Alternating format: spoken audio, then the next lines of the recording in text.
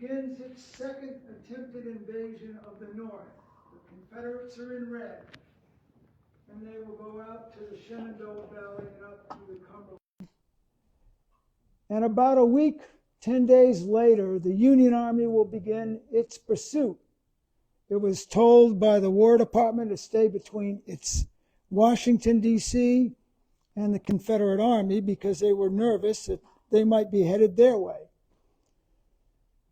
About halfway up in their march, the Union Army changes commanders because the War Department loses confidence in General Hooker, and they put it in charge of General Meade. The actual Confederate invasion got as far as the outskirts of Harrisburg. And at that time, General Lee orders his army to begin to concentrate near the crossroads town of Gettysburg. At the same time, the Union Army is concentrated in Frederick, Maryland, and so both armies begin to come together around Gettysburg. It's about 90,000 troops in the Union Army and about 70,000 in the Confederate. On the morning of July 1st, the battle will begin, early morning, and it begins west and north of the town of Gettysburg. A Union cavalry division and a Confederate infantry division are the first two units to begin fighting along what is known as McPherson Ridge. By mid-morning, Union infantry will have arrived. They will come up from the south, which always struck me as odd, that the Union would be coming from the south and the north, and the Confederates will be coming down from the north. But they arrive just in time to end up, the First Corps of the Union Army ends up fighting the Third Corps of the Confederate Army, all along McPherson Ridge. A little after noon, another corps of the Union Army arrives, the 11th. They're sent north of Gettysburg, forming the right flank. They end up fighting another Confederate corps coming down, the 2nd. That 2nd Corps is able to turn the Union flank. Whenever you could do that, that was very bad news for the troops that had their flank turned. So the entire Union Army at that point has to retreat south of Gettysburg, and it takes up positions on what is known as Cemetery Hill. There's an actual cemetery there at the time. Still is. All during the night of July 1st and into the morning of July 2nd, the rest of the Union corps are arriving. They force marched all night to get there, and the last of the Confederate corps are arriving. Lee sends that corps, Longstreet's corps, far to the south along what is known as Cemetery Ridge. And by that time, and Al will like this, the Union Army has formed what is known as an inverted fishhook, which means the Confederate Army has also formed one. And by the afternoon of the 2nd day, Longstreet is in position to make an assault. That morning, one of the generals of the Union Army, General Sickles, in command of the 3rd Corps, decides he doesn't like where he was put by General Meade.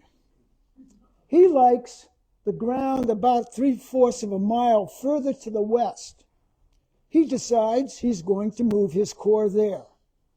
He spends all the morning into the early afternoon positioning them out there. When he did this, he created gaps in the Union defensive line. Longstreet slams into him, and this is going to be the bloodiest fighting of the 3-day battle. It is brutal. And the Third Corps, what's left of it, ends up right back where it started by the end of that day. But one regiment of Maine infantry, the 20th Maine, holds the extreme left flank of the Union Army at Little Round Top. The Confederates are not able to turn the flank, and the attack fails. That evening, the same corps that turned the flank, Ewell's corps, on the first day, tries again. That fails too. That leaves you to day 3. And Lee decides, well, the Union has reinforced both their flanks. I'm going to try attacking the center. That fails too. It's the famous Pickett's Charge. So by July 4th, Independence Day, Lee begins his retreat back to Northern Virginia. And soon after, the Union Army begins its pursuit.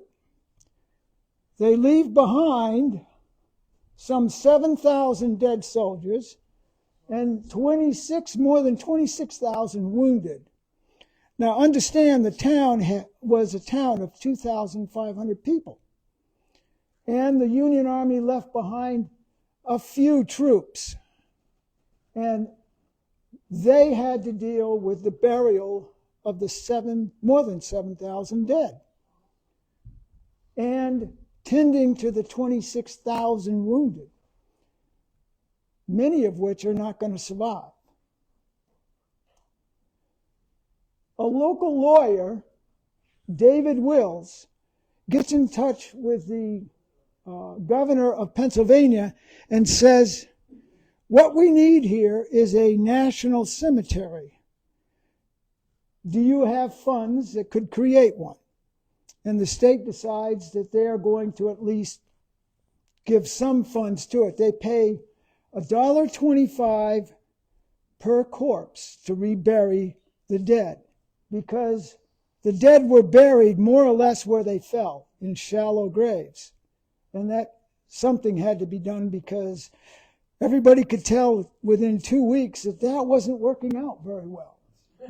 So on that cemetery hill I showed you, they purchase some land from the cemetery already there and form the Soldiers' National Cemetery.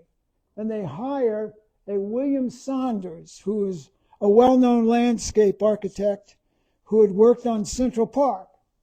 And he designs the National Cemetery, and they decide to rebury all the dead in a semicircle. And it depended on how many casualties a state suffered. That's how big an area the state got. And they asked all the states to put up money for this purpose, which they did. And Rhode Island gets a little area, didn't have that many casualties. But that is what they do, and it is all from July to October of 1863 to get that done. In October, David Wills will send a telegram to Edward Everett inviting him to be the guest speaker. He's going to speak for more than 2 hours, a lot longer than I am. He also sends a telegram to President Lincoln saying that he feels that he, as Commander-in-Chief, really should be there for the dedication. And if he does come, would he just make a few appropriate remarks? And this is the only known, this is from the Library of Congress, the only known photograph taken of Lincoln at the Gettysburg Address, at the dedication. And the reason, I think, from what I've read, as to why that's the only known one, and it's such a poor one, you can barely make him out, is that he only talked for 2.5 minutes, and photography was very cumbersome back then. And it was glass plates, and it was a lot of a lot of trouble just getting it set up. And I don't think the photographers are ready.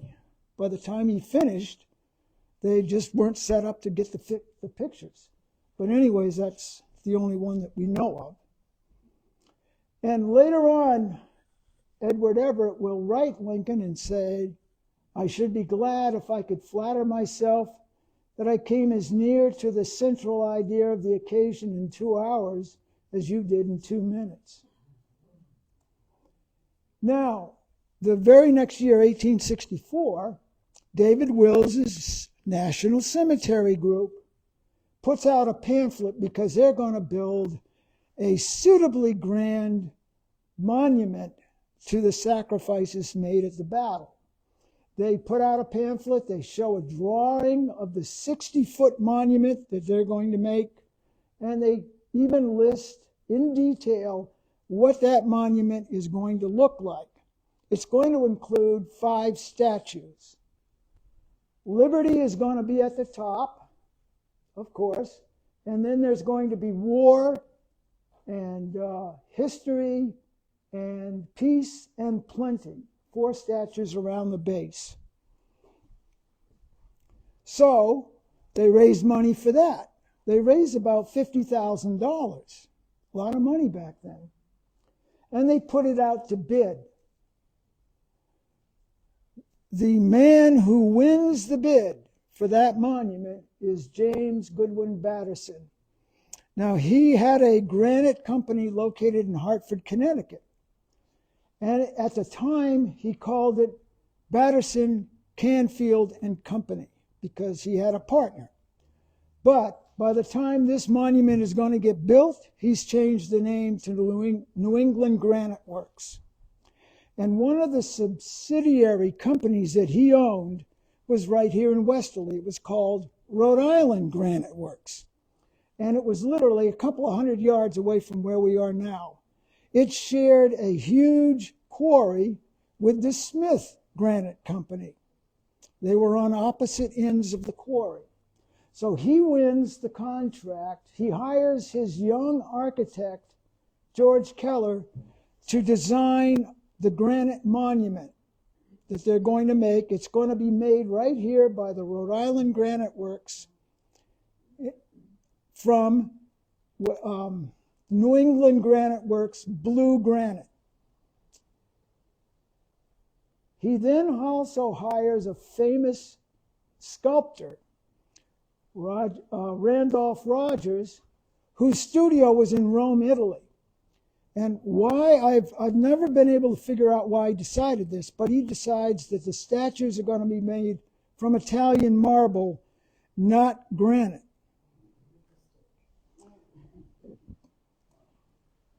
So, okay, a couple of years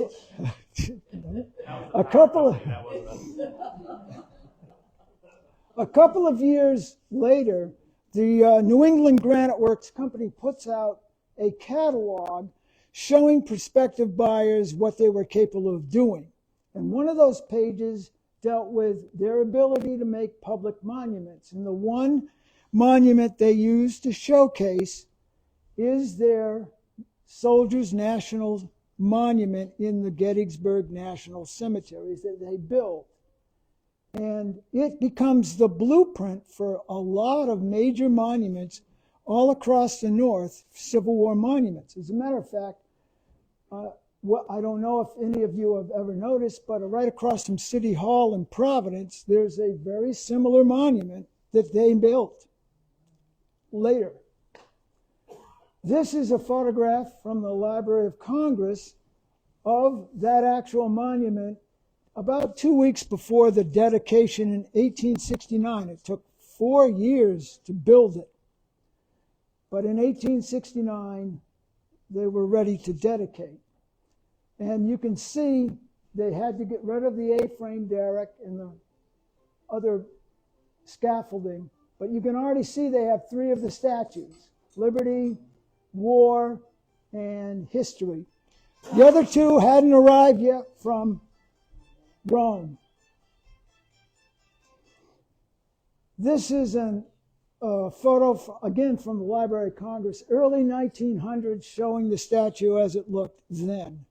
And I took this photo in November of the other side of it so that you could see. And the park has spent a small fortune completely restoring the 5 marble statues because they were in such poor condition due to acid rain.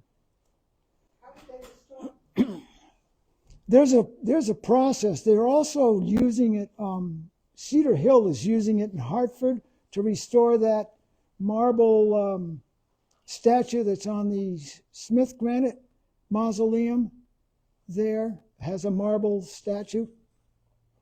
But it's, I'm not really sure about the process, but they actually can rebuild, like if the nose is gone and things like that. So these statues now look as they did when Randolph Rogers carved them, but they didn't look that way prior to restoring them. And there are all 5. Now, while that was going on, 1864 to 1869, another local lawyer, this time David McConaughey, decides he's going to create a different group. It's going to be the Gettysburg Battlefield Memorial Association. And they're going to raise money in order to purchase the land the battle was fought on and create a park. Because it was all privately owned. And so they begin to do that. And in 1869, they had purchased enough land so they felt that when that monument was going to be dedicated at the cemetery, they would hold a reunion. And they invited all the veterans who wished to attend to do so. And as you can see, there's a photograph taken of some of them at the reunion. And what they found was, after they went to the dedication of the monument, the soldiers didn't want to leave. Instead, they started wandering back over the battlefield to relive and point out to one another where they were and what they did. And David McConaughey realizes, well, something good could come here, this reunion. But that association, the Gettysburg Battlefield Memorial Association, in the 1870s, they were barely able to keep their head above water. They had a real trouble getting funding to purchase more and more land. And so they did not hold any more reunions. They just couldn't afford it. But what they did do is work with the War Department to create 3 extremely accurate maps of the battle. This is day 1, and you can see here, there's Gettysburg, and this is the fighting north and west on day 1. And you can see in blue all the regiments of the Union Army that took part in that battle, where they were. And in the red, the Confederate. And you had the same thing for day 2 that the War Department created, and day 3. And these maps will become very important later on for the park. By 1880, David McConaughey is no longer running things. He's been pushed out by a new group with much better funding that takes over the Gettysburg Battlefield Memorial Association. And that group is the Grand Army of the Republic. It was begun in 1866, and what it did was it became the organization for the veterans of the Civil War. All they had to do was be willing to prove they were a veteran, pay the dues, and they'd get this certificate. And they'd become a member of this group. And the group would now start lobbying state legislatures to improve their conditions if they were in need. And one of the central things they were about was monument building. And this is just a pamphlet of one of their pamphlets. In this case, this easel monument project they wanted to see done. So they did that. In 1882, they were finally in position to start reunions again. And in this reunion, this local photographer decides, I could get a good deal here. And so he begins photographing all the reunions, all the monument dedications going on. He photographs them. And he took this picture of some of the 20th Maine veterans at Little Round Top in that 1882 reunion. That's the group that kept the Confederates from turning the flank. And supposedly, what are they doing up here in Little Round Top? They're trying to figure out where they want to put their monument. So already you can see regiments are really interested in monuments. By 1884, the Grand Army of the Republic has managed to convince the Massachusetts State Legislature to put up $500 for each regiment to build their monument. As soon as Massachusetts did that, the other states had to follow suit. They had no choice. They couldn't be outdone by Massachusetts. So by 1884, when Massachusetts does this, the Grand Army of the Republic is already putting out flyers about the 25th reunion. And they're calling it the Grand Reunion. And this reunion is going to be in 1888. And so they're sort of, get your monument built. And as it turns out, about half of all the regimental monuments in Gettysburg are going to be built between 1885 and 1888. So that they're there for the Grand Reunion. And these are the locations of the westerly granite monuments, many of which are built between 1885 and 1888. But a couple of them, especially a couple of the Smith granite monuments, are actually built and set in 1886. I mean, a couple of years before. And the park takes one look at what's going on and says, we got a problem. We got a big problem. We need some rules. If we don't have rules, there's going to be monuments all over the place, and God knows what they're going to look like. So they come up with a set of rules. And as you can see, they've already decided in 1887 they do not want marble. They already can tell. They don't really know that it's acid rain, but they can tell marble's not doing well. There's also one zinc monument. They say, that thing's awful. So they say, if you're going to make your monument, it's got to be granite or bronze or a combination. That was in the rules. That really is a big boom to granite companies. Oh, they can't wait to get their bids in. Also, they say you're only allowed one primary monument. You can have little ones, put them wherever you want, but the primary monument has got to be line of battle, which is why when you look at the Smith monument, you can see that fish hook and you can see the line of battle, because they weren't happy about this, but that's what they were told. And also you had specific things that had to be on your monument. It had to tell what, and this was a lot of carving of letters, it had to tell what your regiment did those days. It also had to have the corps symbol. You're going to see a symbol on every monument, depending on which corps was there. And you had to have casualty figures. You had to have a lot of things. You could also add appropriate symbols, like oak leaves, laurel leaves, and palm leaves. So the very first Smith granite monument order that the Smith Company got. And if you notice in this photo, the agent that got that monument was going to be a very important man, maybe the most important man when it comes to monuments in Gettysburg.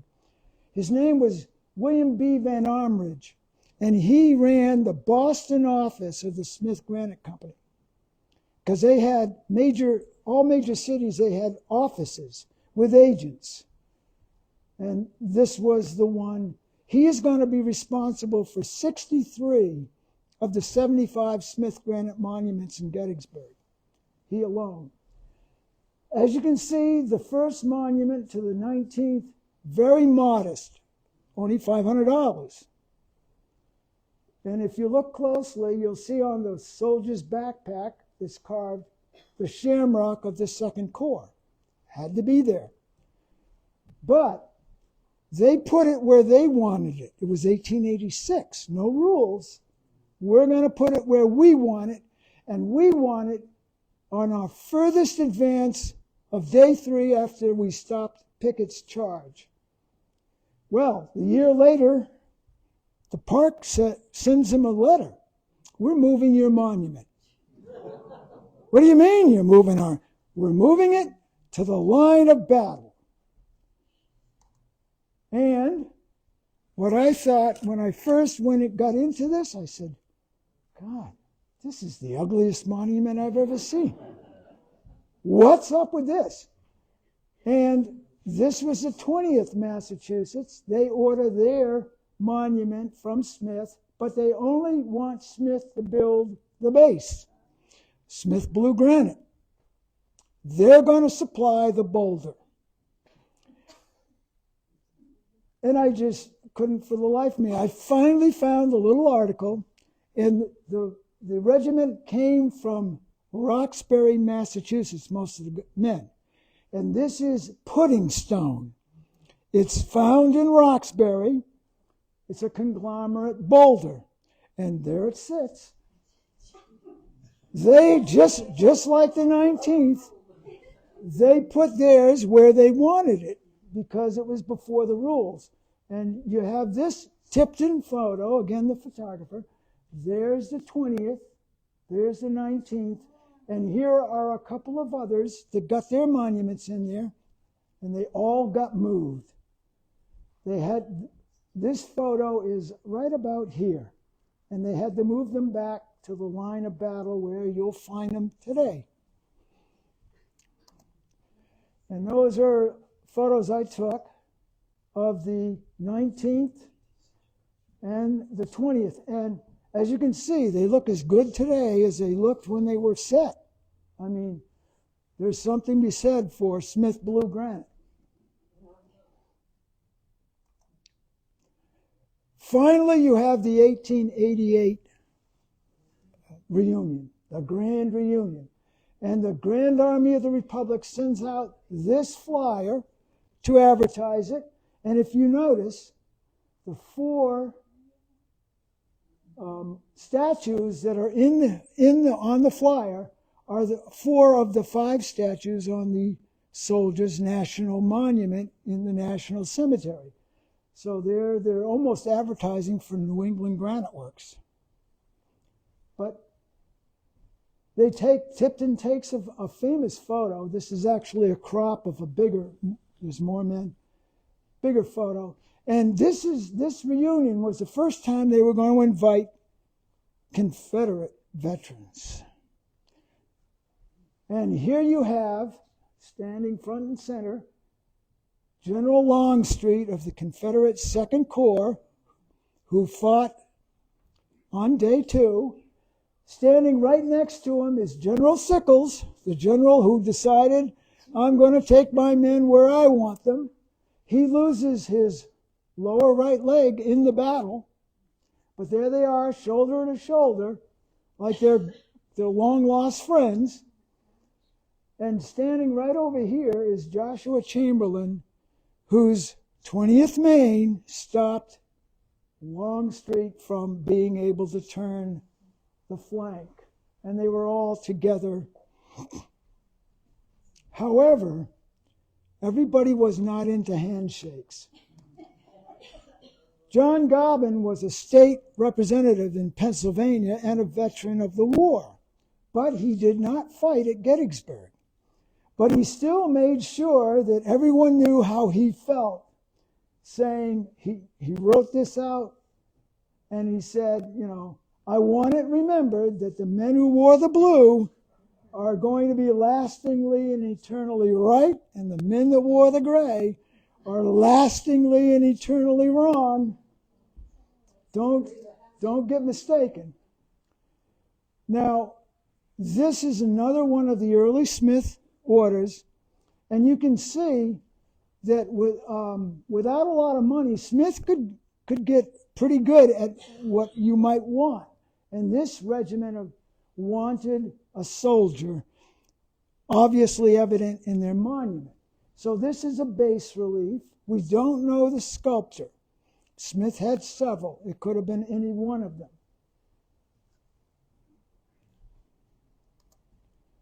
And there's a different angle I was able to get, and you can see the round disc of the first corps.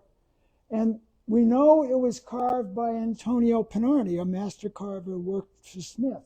We just don't know who the sculptor was. But veterans can change their mind over time. And so this group gets more money available to them. And they decide they want a bigger monument. And so they have this one built. It's got nothing to do with Westerly granite. It was built several years later. And so they now have two primary monuments. Is that brass or the second bits? No, it was it's a good question because it's a very odd thing to see. Yeah. All the soldiers' accoutrements were in bronze. But the soldier himself is granite. So here is where the original Smith monument was, up on McPherson Ridge for the first day's battle. That's where they put the new monument. What to do with the Smith monument? They have it moved all the way south where they were on day 3. So this regiment actually has two monuments that sort of show where they were during the entire battle. They've gotten away with, well, a couple of others were able to get two monuments, but the rule was you get one. One of the other things that these states would do, the commission, state commission, that was in charge of coming up with the money for the monuments, they would put together a pamphlet for the dedication. And sometimes in the pamphlet, they would not only record the speeches that were going to be given, but they would also talk about the actual bid process that took place. And in this case, this is Illinois, and they're doing their monuments, and they tell that, yes, this monument, we're contracting a local granite company, Treble & Sons, but they got to have Westerly blue granite in their monument. That's why they're getting the deal. And again, in the next page, Westerly blue. And it's got to look like the sample we got sent. So you can see all the way out in Illinois, Westerly blue was important. They even showed in the pamphlet what the monument was going to look like. And here is the actual New England Granite Works order with their drawing. It mentions the contractor of it is Treble & Sons, and it's going to be blue Westerly. And that monument is going to end up here, line of battle on day 1. And that's what it looks like, or at least what it looks like. And you can see how wonderful the park is. The park really does a great job maintaining their monuments. It's got the laurel wreath for victory, the palm leaf for peace, the crescent for the 11th Corps, It's got the state seal. I mean, it's got everything the rules say it has to have. Finally, the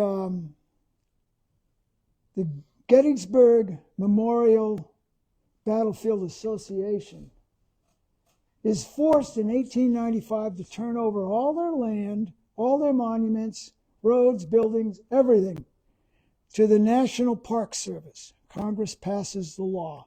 It becomes one of the first 7 huge battlefield parks that they create in the 1890s. This is in 1895. So the green you can see here that's in the national park, that really, all that land was purchased by the Gettysburg Battlefield Memorial Association over 30 years of purchasing land, but it all gets turned over to the Park Service. They don't really have a choice. And part of that deal was you also had to make they were going to pay for, the federal government was going to pay money for a monument to Lincoln's Gettysburg Address. And you get, again, a little inkling into the bid process, because this is a letter from a colonel in the Corps of Engineers to the Office of Public Buildings and Grounds, and he's saying, all the bids we've gotten are not acceptable. We don't like any of them. They're not good enough. They're not important enough for this thing. But there are 6 companies that we hope will give us a revised bid. And I laugh because, one, the Smith Granite Company of Boston, Massachusetts, not Westerly, Rhode Island. In all the paperwork that Greg Goodell sent me from the Park Museum archives, they always mention Smith Granite Company, Westerly, Rhode Island. This is the only one that doesn't, which struck me as really strange. Was this a mistake? I wasn't sure. But it took a long time to win this bid, because the Smith Granite Company doesn't get the order until 1904. And if you look closely, I think part of the problem with that is who's making this order. It's the Van Armridge Granite Company, because by this time, 1904, William B. Van Armridge, the guy responsible for 63 of those orders for Smith, has left Smith and started his own company, Van Armridge Granite Company, Boston, Massachusetts. So he's the guy that actually wins the contract for this Lincoln Memorial, but he hires the Smith Granite Company to cut it for him. But he's not going to use Smith Granite. No, he's going to use New England Granite Works granite. Red, not blue. So this monument, which is the last of this period of time when there was so much emphasis on monument building. And so New England Granite Works and Westerly Granite has sort of been the bookends for this entire period of time of monument building in Gettysburg, because the very first major one was the Soldiers' National Monument. That was all New England. Rhode Island Granite Works cut it right over there, and it's New England blue granite. This one is cut by Smith, but it's New England Granite Works red granite. But even though they don't get the order till 1904, it's not that hard to make this monument. This is not anything that would be out of the unusual. I mean, it's a simple monument with 2 wings. And it's not going to be dedicated until 1912. So what took 8 years? Because it certainly did not take them 8 years to cut this monument.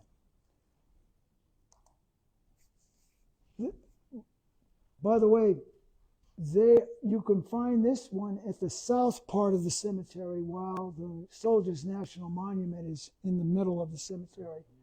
But they're both sort of in the center of Gettysburg. So one reason why it took so long to make that monument was somebody said, okay, in 1907 they passed a law, Congress did, that they had already created 77 national cemeteries for the soldiers, and some of them in the South, and they decide, we want a bronze tablet of Lincoln's Gettysburg Address visible in every one of our 77 cemeteries, including, of course, Gettysburg. And someone said, which version of the speech are we going to use? And it turned out there were 5 versions. This is the original draft. Lincoln gave it to his private secretary, John Nicolay, and it stayed in the family for a long time. And you can see he began it while he was in Washington on regular stationery, White House stationery, but he doesn't finish it until he gets to Gettysburg, and he writes it out on a paper somebody gives him, and he does it in pencil. So that's the original draft. The next day, the day he's going to give his few appropriate remarks, he writes out a second copy, which he will give to his assistant, John Hay. This is the one, he slightly changes his wording, slightly changes punctuation. This is the one that is closest to what the newspapers record as his speech. So many historians believe this is the one he supposedly takes out of his coat pocket and reads from. But no one can be sure. Some months later, Edward Everett, the guest speaker, remember 2.5 hours, asked him if he wouldn't give him a copy for his own personal collection. And Lincoln says, sure, writes him out a copy, slightly changes the wording and the punctuation. And then later in 1864, George Bancroft is a well-known historian in the Washington, D.C. area. He tells Lincoln, I'm writing a book on the Civil War where I'm going to sell, and all the proceeds are going to help the needy veterans. So he gets a copy so that the printer can put the copy in the book. Unfortunately, Lincoln writes on both sides of the same piece of paper. And the publisher says, we can't reproduce this. So Bancroft gets his stepson, Colonel Alexander Bliss. You go back to Lincoln and you ask him for another copy. I'm not going back. And so he does. Lincoln writes out, yes, yet a 5th version, slightly changes more words, more punctuation, and this is the only copy that he actually signs and dates.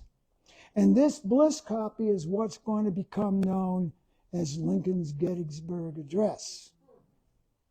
So these photos I took at the monument. On the left side of the monument is a bronze tablet which has David Wills's letter to Lincoln requesting a few appropriate remarks. Here you have the bust, which was made by a well-known sculptor, Henry Kirk Bush Brown. He was actually one of the 6 mentioned in that letter, as we hope. Okay, and Smith hires him to do that. And on the right side, you have the bronze tablet that the law stated must be here with the Bliss version. Well, that's it for this part. I hope I didn't put too many people to sleep.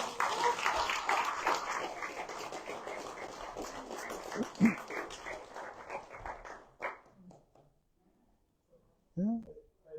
The New England grant for this final monument Where exactly is that granite from? The red granite? They had, as I understand it, they had a red granite quarry north of the railroad tracks. There was Smith also had a quarry up there. The main Smith quarries were right here, and as was the main New England Granite Works, but they were blue granite, if I'm not mistaken, all of them. But the red granite was over there. It's who runs that now? It's a huge excavation site. Right. Chirinzia used to have it. Rawson's, well, but they're really blasting away all that was left. But those were, I believe there was a Smith and a New England red granite quarry there, along with others. So that was Batterson's company? Yes. Yeah. Yep. So your picture, it looks like it's white. Why is it called red granite, or does it look red when you get close to it? It all depends on how the light is. If you're in bright light, it can look light, and if you go walk right up to it, you can see it's red.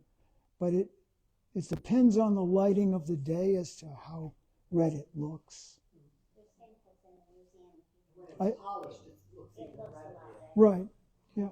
This was a lot of the Union monuments. There was another side body monuments, the statues as well. Were they coming out of Westerly or New England anyway? Westerly did, we're not sure, but we feel about 80 monuments were done from Westerly granite. We know that there were 75 major monuments Smith built. We know that New England Granite Works did 3, 4 if you count their stone is being used in the Lincoln Memorial. And we know that another one was done by a stonecutter we know nothing about. Name is John Flaherty. He did 5 monuments in Gettysburg, one of which is Westerly granite. His studio was in Bradford, Niantic at the time. That's where he worked. But there's almost nothing on the man. So. Are there any Confederate ones done? Did we do any Confederate? No, not in Gettysburg. We did at least one, the infamous Stonewall Jackson monument, but that was New England Granite Works, and again they used a red granite for the base. That, by the way, that is no longer in Virginia. It's now in Los Angeles. It was shipped when they had to take it down. A art studio in Los Angeles purchased it for $50,000. So they shipped out the pedestal, which is done here, and the bronze equestrian statue. But unfortunately, before they shipped it, someone badly damaged the pedestal. We have a pretty good picture of what it used to look like in there, but it doesn't look like that anymore. Somebody took a sledgehammer to it. But yeah. So the second portion is really all monuments. So this was more of explaining how they got to there. So you all come back next month. We hope that you did work. Yeah. Yes. Thank you. The real hero is back there.